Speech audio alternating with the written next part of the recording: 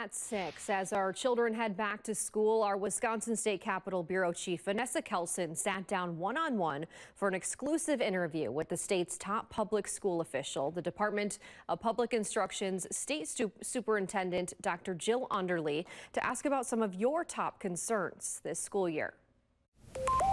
While most school districts have cell phone policies, lawmakers are proposing a statewide ban on phones in classrooms. State Superintendent Dr. Jill Underly says she supports a ban with exceptions. We don't want to limit the technology. I think that's emerging. But in the cases where it's causing a distraction, yeah, I would support not having them in classrooms. President Donald Trump has asked schools to remove any reference to what they call gender ideology from sex ed. They're giving 60 days to remove it or otherwise risk funding. Will Wisconsin comply with this?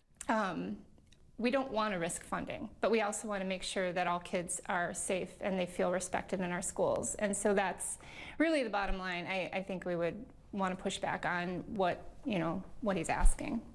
The U.S. Department of Education is also investigating schools' DEI programs for alleged discrimination.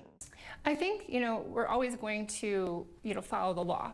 But right when you look at what the law says one thing, and this administration has their own interpretation of the law. That is not law.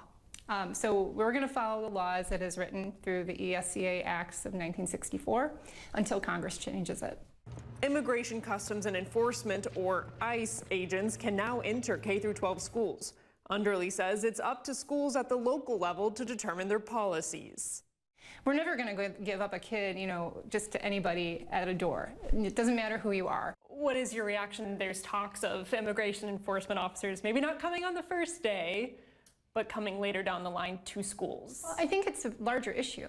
I mean, schools are supposed to be safe places that accept everybody. We've never requested, to see if somebody's a citizen or not. That has never been the American way. When it comes to public education, we serve all kids.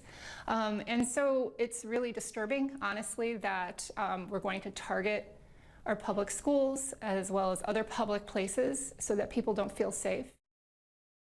That was our Vanessa Kelson reporting.